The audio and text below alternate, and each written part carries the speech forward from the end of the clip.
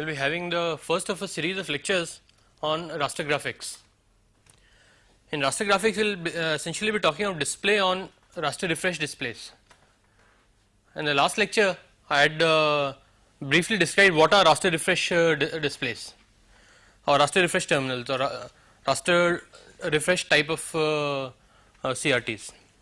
Now, the first display method that we will be talking of is called the DDA, or it stands for digital display digital differential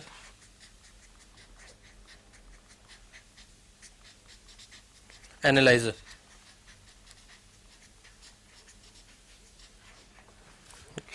The basic idea in this method of drawing lines is that if you have to draw a line from a point x1 y1 to a point x2 y2, we can easily compute the slope of this line, which is delta y by delta x.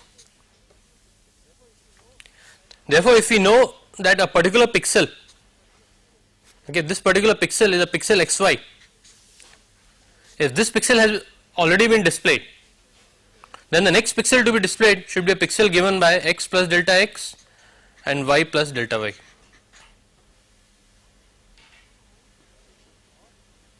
Okay, or some amount proportional to delta x. So, what we will normally say, it should be epsilon times delta x and epsilon times delta y. Okay, so if we start from the first pixel here, that pixel is, let us say, the pixel xy, then we will display the next pixel, which will be given by x plus epsilon times delta x and y plus epsilon times delta y. As long as we keep incrementing in proportion to the we keep incrementing x and y by amounts proportional to delta x and delta y, we will always get a line which will be in this direction.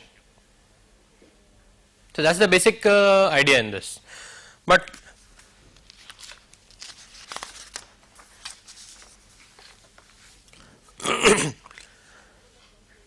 the problem that comes is, let us say this is one pixel. Let me just make a small grid.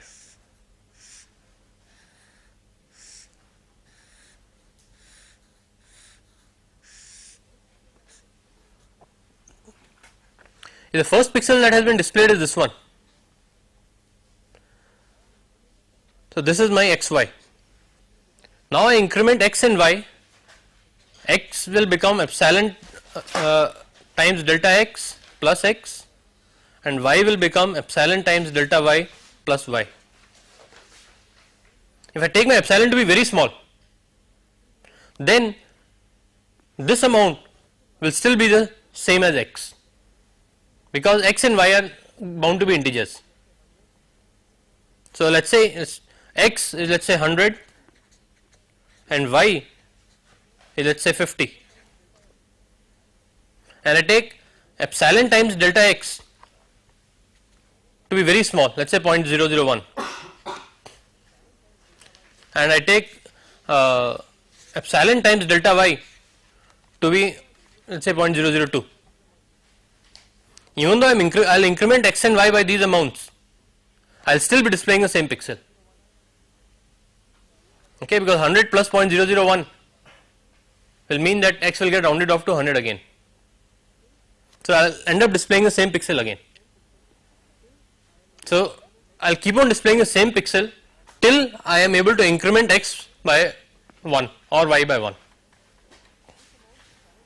So, this amount epsilon times delta x and epsilon times delta y, these amounts have to be chosen very carefully.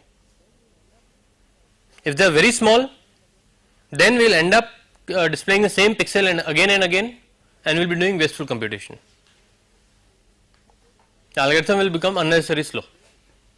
If I take epsilon delta x or epsilon delta y to be very big, then maybe my line will not be continuous. If I take epsilon delta x to be 1 and epsilon delta y to be 2, I am displaying this pixel, the next pixel to be displayed will be this one. Similarly, the next one to be displayed would be this pixel. Okay, this line will not look continuous. So, the important question is, how do we choose the value of epsilon delta x and epsilon delta y? The choice of epsilon will govern the quality of the algorithm, whether we are able to draw good lines or not. That depends purely on the choice of epsilon. Okay. So, we have two algorithms. One is called the simple DDA. Again, DDA stands for digital differential analyzer, and the other is called the symmetric DDA.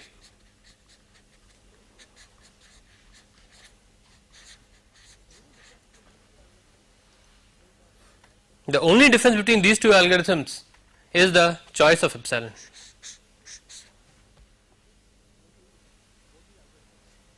Okay. We will just go through both the algorithms and see how they will compare and what kind of results they come up with.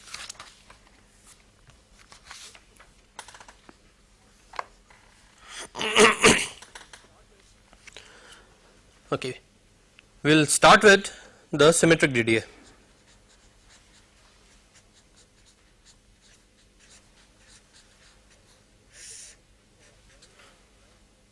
And we will write this algorithm for drawing a line from a point x1 y1 to a point x2 y2.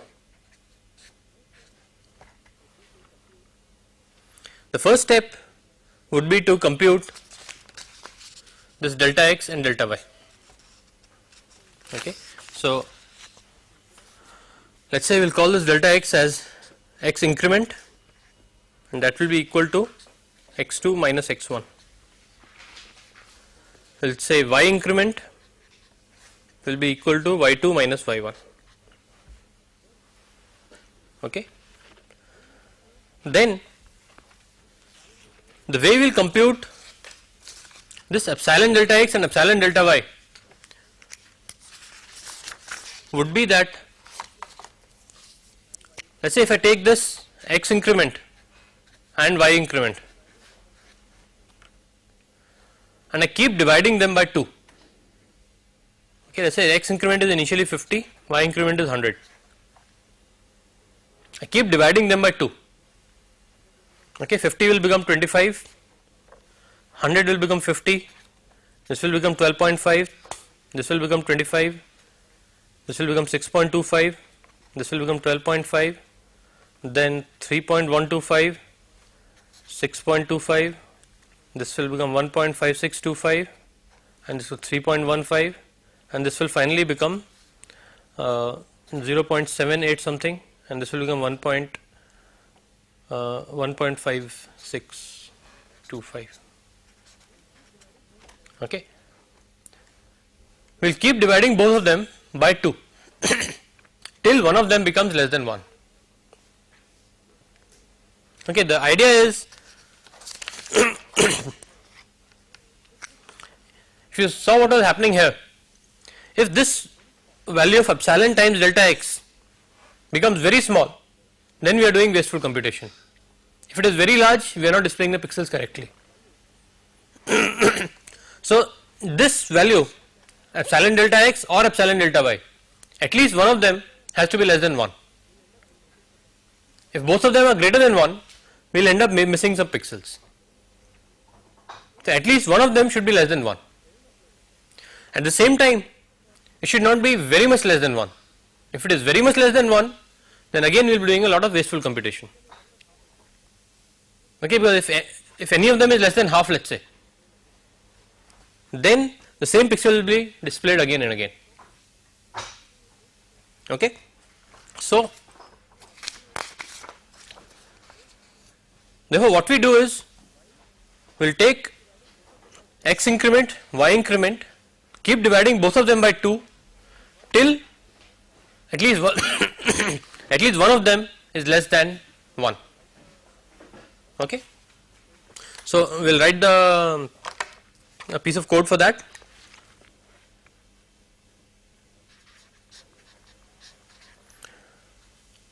while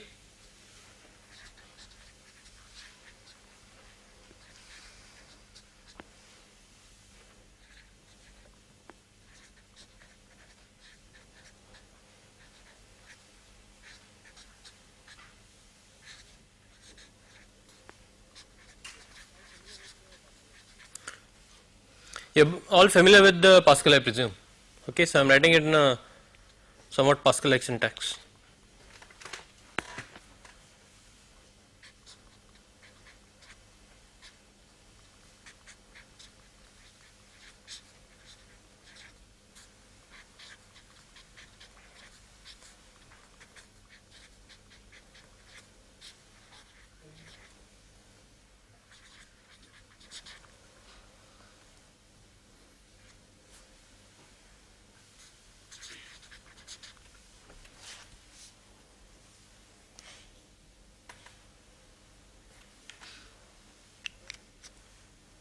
Okay.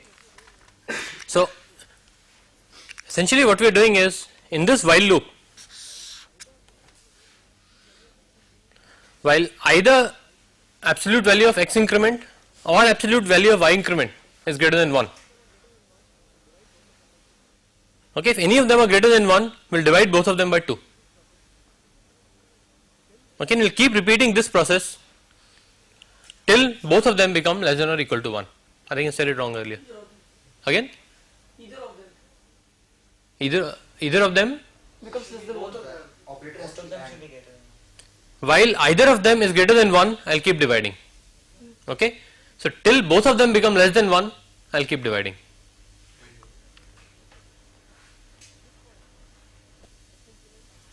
At this point, x increment is 0.78 and y increment is 1.5625. This condition is still satisfied. Absolute value of x increment is greater than 1 or absolute value of y increment is greater than 1. So I will again carry out this loop, which means this will become 0.39 and this will become 0.78. Okay. So I will keep dividing till both of them become less than 1. I think I said it wrong earlier.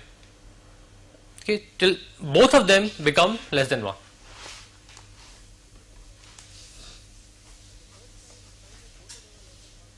Okay, and the first time I find that both of them are less than 1, I will come out of this while loop.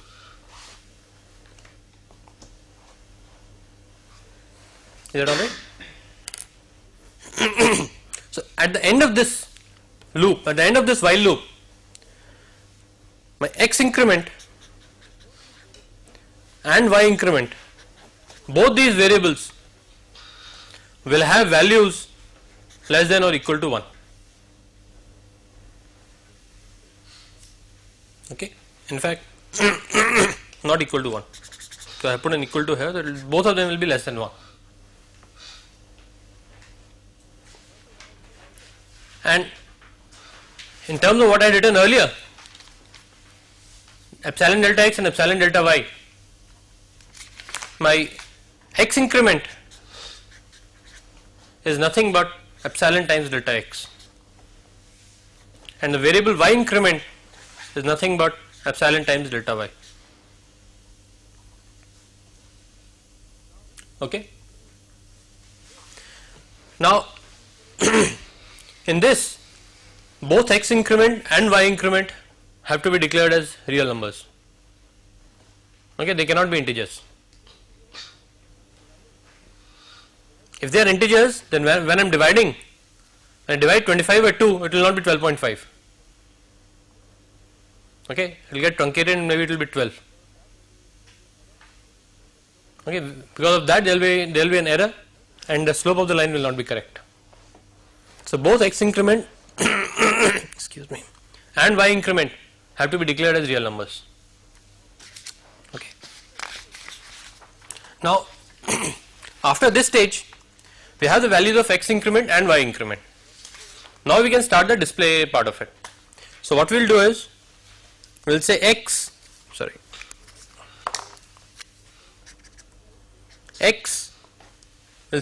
be initialized to x1. What we are doing now is, this is a screen This is the starting point, this is the end point. The starting point is x1 y1, the ending point is x2 y2. So the variables x y would be the variables of the current displayed pixel, or the variables corresponding to the current displayed pixel. So the first pixel will display will be the pixel x1 y1. The second pixel will display will be x1 y1 incremented by x increment and y increment. So this will be some increment in this direction, and so on. So we will initialize x to be equal to x1 and y to be equal to y1. Okay. Now I said x equal to x1, but I will come back to it for for certain reasons. We will actually be putting it equal to plus 0.5. Okay, both of them. Okay, I will come back to it. Why do we put a plus 0.5? So we write down the full algorithm, then I will explain why we are adding a 0.5 here. Okay, then I have put xy equal to this pixel. I have to keep displaying till I reach my last pixel. Okay, so we say while x is less than x2, do begin.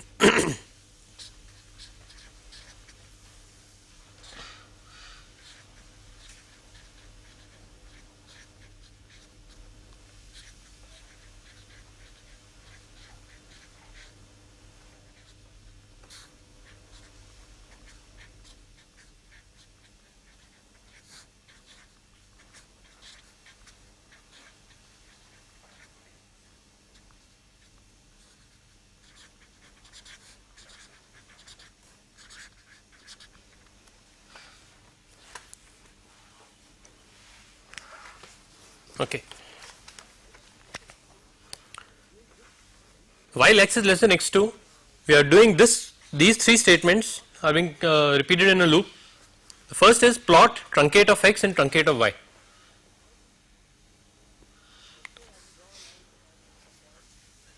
Let us say I have to draw a line from a point 150 to a point 200 comma 100.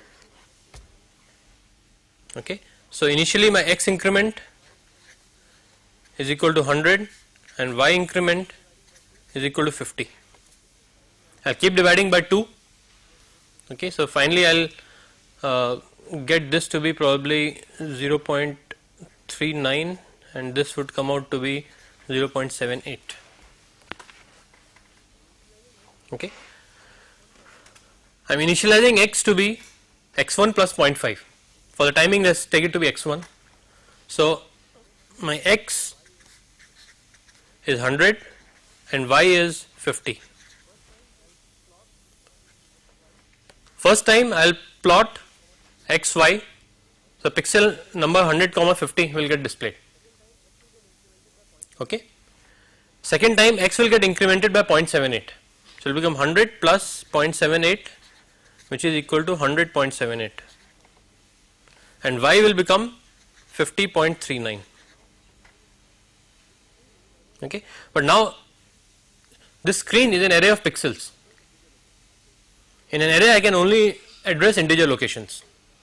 So instead of 100.78 I have to address pixel number 101. I will round it off, and instead of 50.39 I will address pixel number 50. So the pixel to be displayed after the pixel number 100 comma 50 will be the pixel 101 comma 50. Is that understood?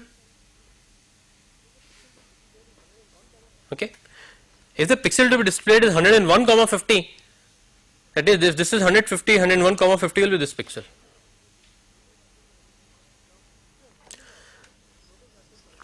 Now instead of rounding off, if you notice I have put truncation over here.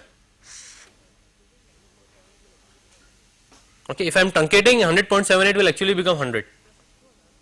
Okay, but instead of x1 I have put x1 plus 0.5. Okay, so initially my pixel 150, so xy became 100.5 and y became 50.5. In the first cycle, I truncated both these numbers and displayed 100 and 50. Okay, displayed the pixel numbered as 100, 50. In the second time when I come here, my x will be 100.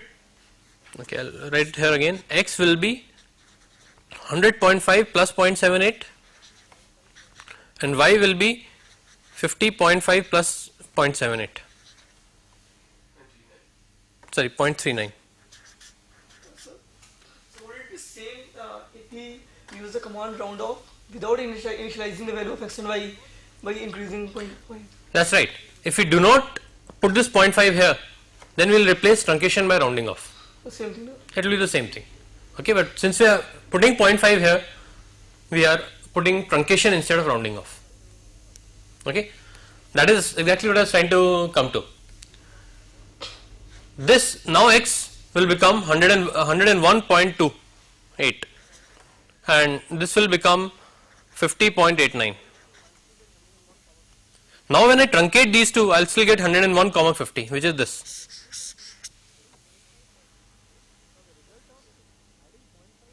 Okay. Now the result of adding 0.5 here and then truncating is the same as if I don't add 0.5 here and do a rounding off.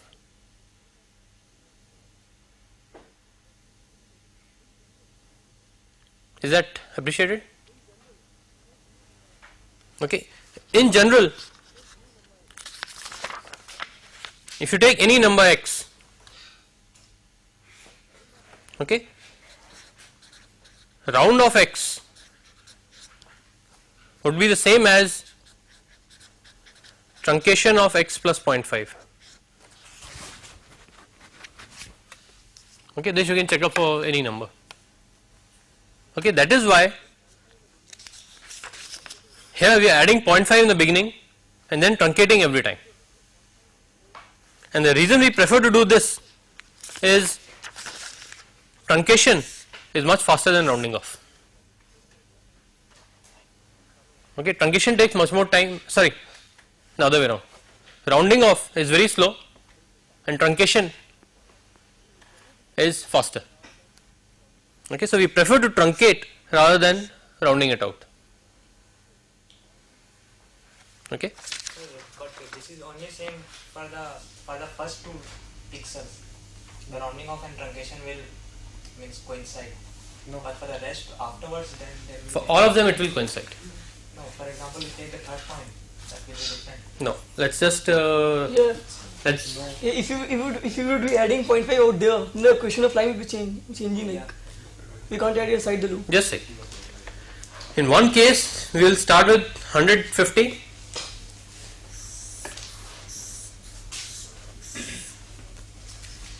We are starting with 150. This will become 100.78, 50.39. Then the next time it will become, you add 0.78 again, 101.56. This will become 50.78. Then it will become, we will add 0.78 again, so this will become 102.34, is that right? And this will become 51.17, okay, and so on. In this case, we are supposed to round off. So this one becomes 101, this will become 50, this will be 102, this will be 51. This will still be 102 and this will be 51. Is that okay? Now, I have added 0.5 in the beginning itself. So this becomes 100.5 and 50.5. This will be 101.28 and 50.89. This one will be 102.06 and this will be 51.28. This will be 102.84 and this will be 51.67. Okay. Now when I truncate, this will become 101, this will become 50, this will become 102 this will be 51. This will become 102 and this will be 51. The results are the same. See, basically when I have added 0.5 in the beginning, that 0.5 is carried over in all the iterations. All these numbers will be 0.5 higher than these numbers. Okay, I have added 0.5 only in the beginning, but that effect will remain in all the iterations, in all the cycles, let's say. So initially this number is 0.5 higher than this. This is also 0.5 higher than this. This is also 0.5 higher than this. Okay, so this effect will go on in all the iterations. As a result, if I take any of these numbers, the result of truncating them will be the same as what I will get from here. Is that okay? So coming back to this algorithm,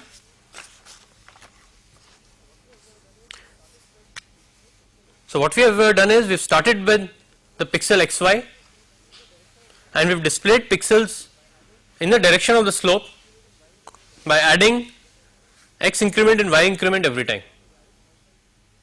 Okay, and instead of rounding it off, we have added 0.5 in the beginning and then we are truncating it every time.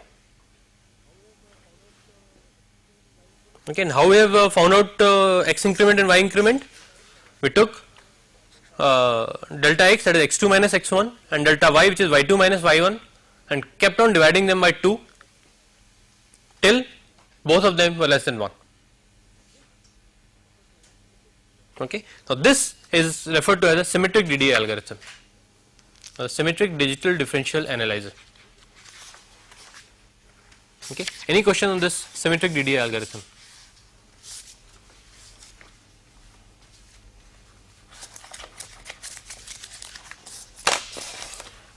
Okay, now we will see the algorithm which is referred to as a simple DDA.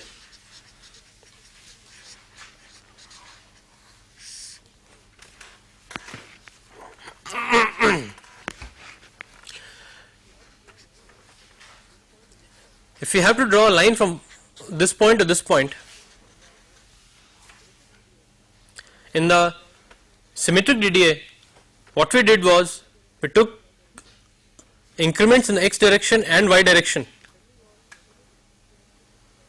depending on the multiples of 2.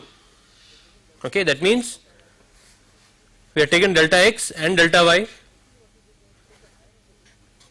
Essentially what we did was we took the higher of the two. Let's say if the higher of the two is 50, we found out some number 2 to the power n which is bigger than 50. Okay, some multiple of 2 which is bigger than 50, and we divided both of them by that. Okay, so because we were dividing both delta x and delta y by 2 every time. Okay, so if you are taking 50, so 2 to the power 6, 4, 16, yeah, 2 to the power 6 is equal to 64. Okay, so we are dividing this by 64, and delta x, let's say if it is 25, we are dividing that also by 64. So this delta x and this delta y are both being divided by 2 to the power n.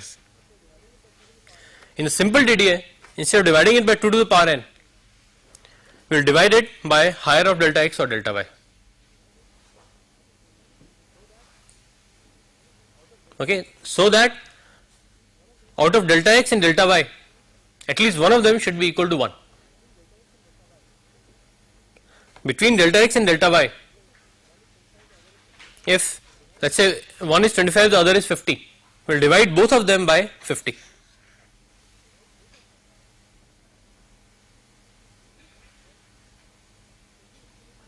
Not clear? My total increment in the x direction, let's say, is 25. My total increment in the y direction, let's say, is 50. Instead of dividing it by 64, now we will divide it by 50.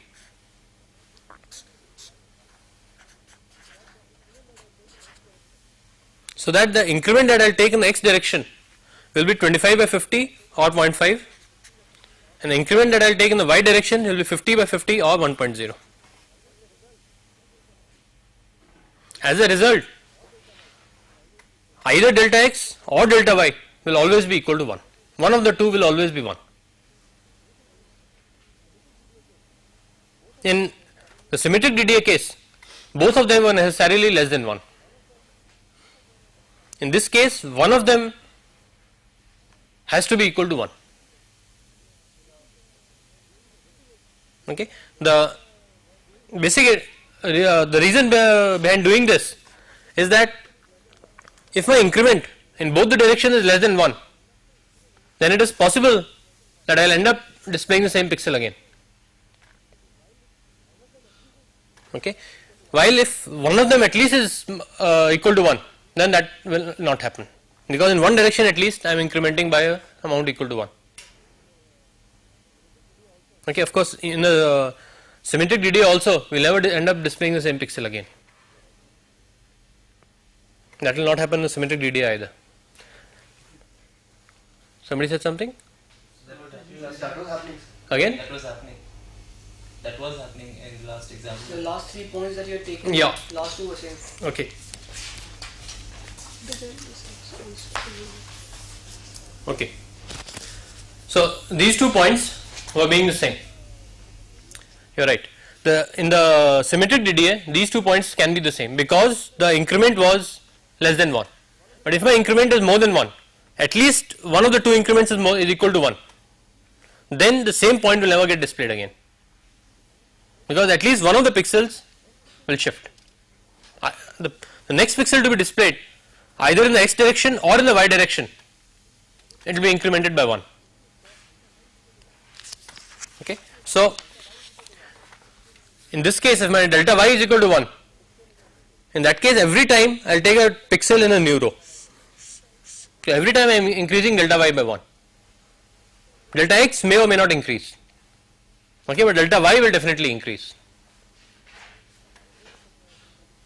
Okay, that is in the simple DDA. So we will just write down the algorithm for this and see how it compares.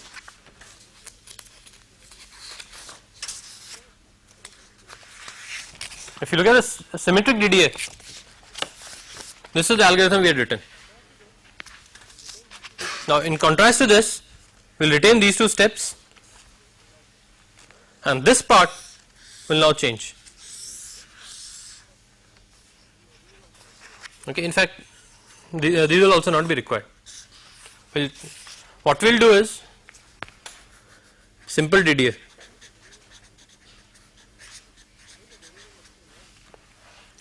We will take a variable, let us say length,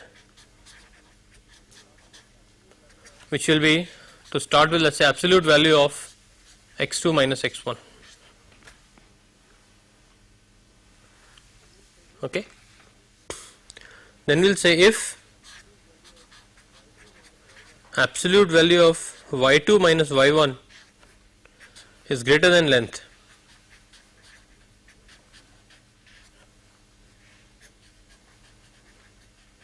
then length will be equal to absolute value of y2 minus y1.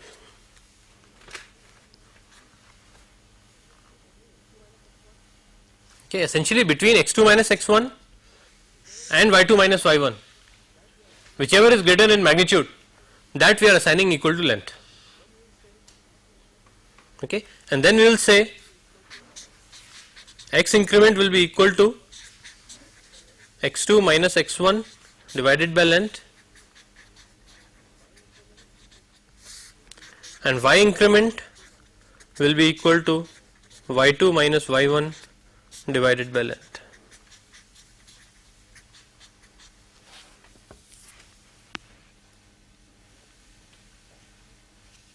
Is that okay?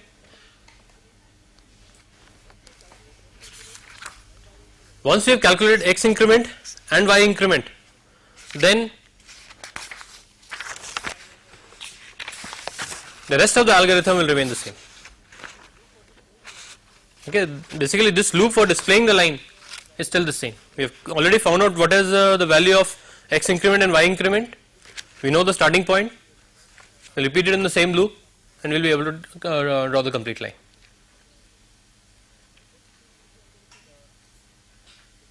Okay. The difference between these two algorithms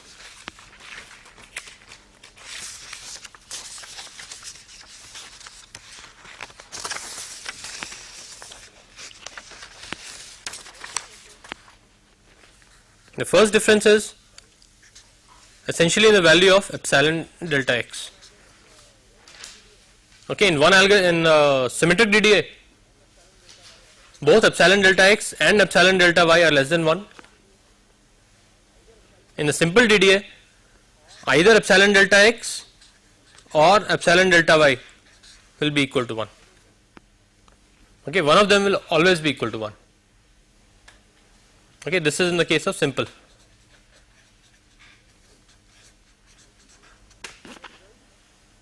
Okay, as a result, in the simple DDA, there will be no repetition of points.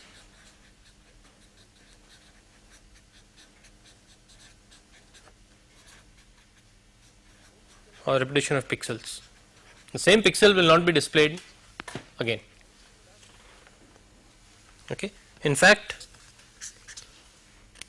I'll just show you some lines drawn by the two algorithms.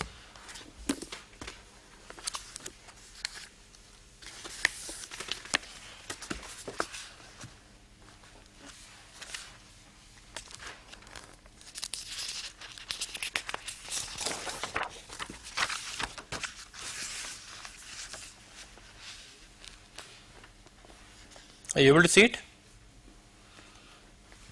This figure. Can you see it clearly? This is the line drawing by a symmetrical DDA. Okay. In contrast to this, a line drawn by the simple DDA would look something like this.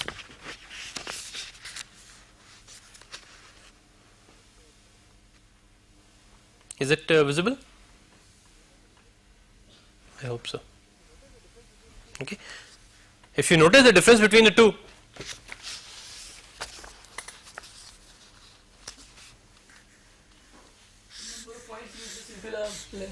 yes, the number of points in simple are less. Okay, just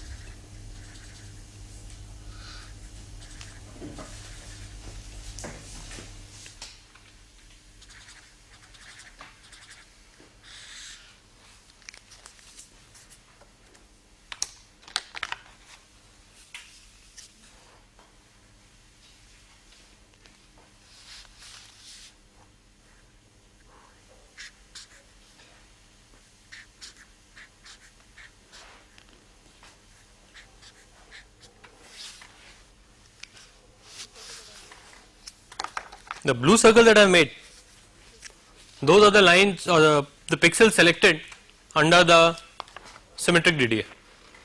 And the black crosses are the ones selected under the simple DDA. These pixels are extra in the case of symmetric DDA. Okay, so the symmetric DDA draws more pixels than the simple DDA. Okay, so the simple DDA always draws less number of pixels. Okay, and the reason is, let us say if delta x is less than delta y, that means the line is travelling more in the y direction. If the line is travelling more in the y direction, then in the y direction you are at least incrementing by 1 pixel every time. Okay, so in the y direction you will always be moving by 1 pixel. Okay, so in every iteration you are going to a different row of pixels. Well, that need not be the case in symmetric DDA. In the y direction also your increment will be less than 1. Okay, so on the same line you will end up drawing sometimes 2 pixels before going on to the next line. Okay, and that is what is happening in this case. Here in the x direction the slope is more, the movement is more in the x direction. Okay, so in the simple DDA, every time you move in the x direction, you'll every time you draw a new pixel, you'll at least move in the x direction by 1. Okay, so that is why you can see in the black crosses, when you go from one pixel to a second pixel, they are always moving in the x direction at least by 1 pixel. Well, that is not true in the case of the symmetric DDA. This is 1 pixel drawn, the next pixel drawn is here. So in the x direction you have not moved at all. Okay, similarly here 1 pixel was drawn, the next pixel drawn is this one. Then why this choice of 2 to the power of 64 or 2 powers of 2? Why don't we have just 1.5 times the length? Okay, that's a good question.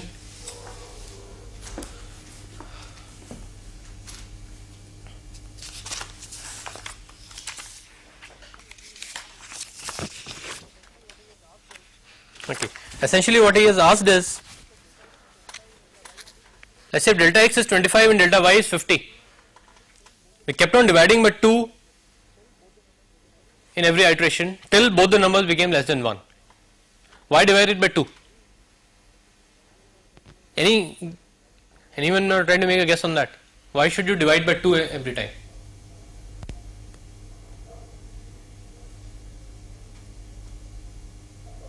What I am saying is that instead of why divide 2, like 2 is obvious because left shifting it will give a faster computation. Okay. But using the same algorithm, at the end when we found the length, we just multiply the length by 1.5 and say that divide by that. That will be a faster algorithm than even this because this is in a loop, that one won't be in a loop. Okay, I'll explain both the points. See, the first reason, the first part of the question is why we are dividing by 2 every time. Okay, and the reason he is given himself, that is division by 2 is simpler than division by any other number. Okay, when you are trying to divide any number by 2, let's say your number is, you want to divide it by 2, all that you have to do is a right shift. Okay, if you want to multiply it by 2, all that you do is a left shift. Okay, that means if you want to divide this by 2, let's say this is your number, this will just become something like this. This is this number divided by 2. If you want to multiply this number by 2, all that you will do is a left shift and this number will become like this. Okay, so division by 2 is much easier to implement than division by any other number. Therefore, we choose a multiple of 2 and we keep dividing by 2 every time. Okay. The second thing he is saying is that why divide by 2 at all? In the simple DDA, we found out the value of length, right, at this stage. All that we need to do is just say length is equal to length multiplied by 1.5 or some such number. If you notice, this value of length will give you a different set of pixels than what the symmetric DDA gives. It will not give the same set of pixels, because when you are multiplying by 2 to the power n, this figure 2 to the power 6 equal to 64 is not equal to 1.5 times length. No, but why do we care? Why do we care? Why should we have a line which is the same as a symmetric algorithm? There is no reason for you to have the same line as such. Okay, but what I am saying is that yes, you can do something like this. You will get a different set of pixels. Okay, whether this is more efficient than the symmetric DDA, that I won't say, for the simple reason that we are having what is called divisions over here. Okay, we are having 2 divisions. Divisions are more expensive than dividing by 2. Okay, so this algorithm is likely to be less efficient than the symmetric DDA. The advantage that symmetric DDA has over simple DDA is its speed, because there is no division involved and we are only doing a right shift, a left shift. Okay, so the advantage of the simple DDA is the speed. If you use this modified algorithm, then we lose that advantage. Yes, this algorithm will also work, you will get a set of pixels which will be able to display that line. Okay, but the disadvantage compared to the symmetric DDA would be the loss in speed. Okay.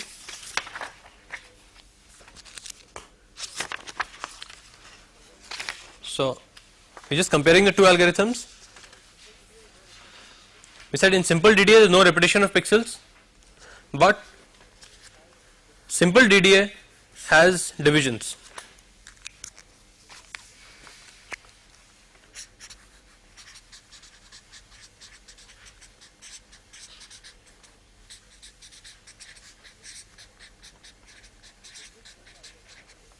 Okay, divisions make the algorithm much slower. We will now see another algorithm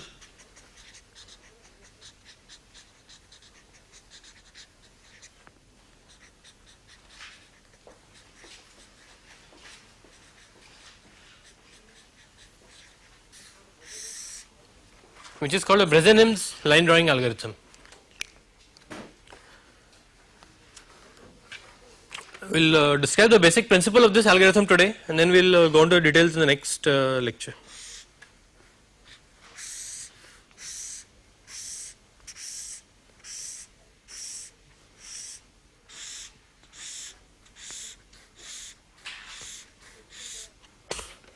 Let's say this is the array of pixels, and you want to draw a line from one point here to some point here.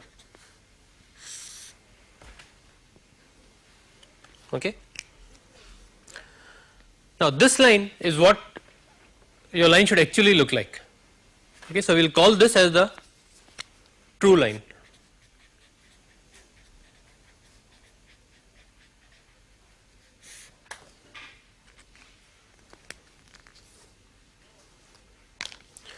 Now if we actually select a set of pixels, let us say this is one pixel I select, maybe this is the next pixel I select, this is another pixel, this is one pixel, this is one pixel, and so on.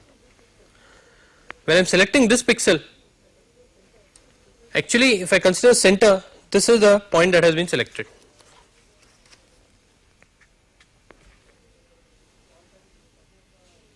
Okay, or if I am talking of the starting plane, this is the place, this is the point which has been selected. The distance of this point from this line is this.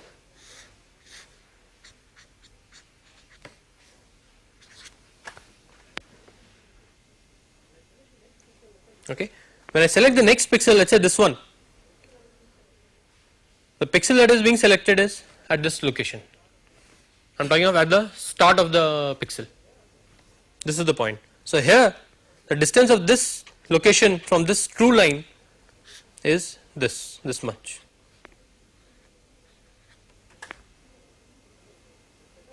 Okay. So the set of pixels that are actually displayed, these constitute what we call as the displayed line.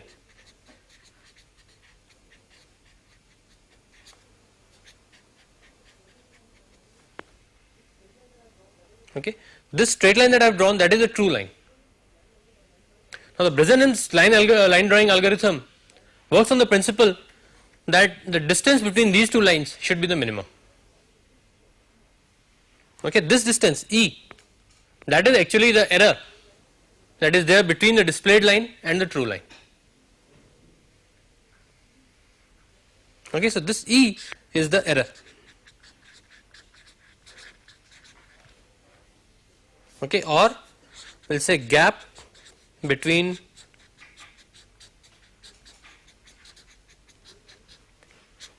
true line and displayed line. Okay, and the Bresenim's line drawing algorithm works on the principle of minimizing this error.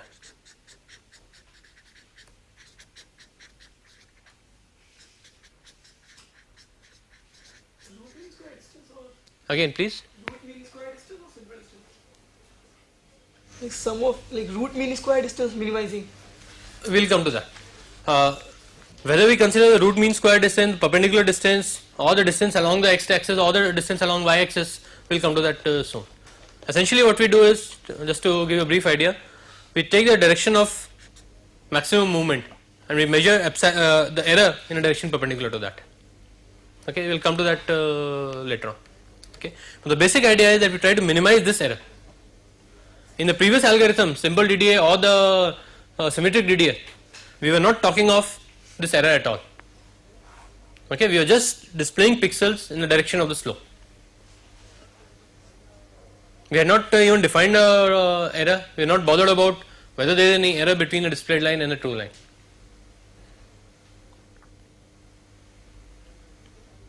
Okay, so we will see this algorithm in detail in the next class.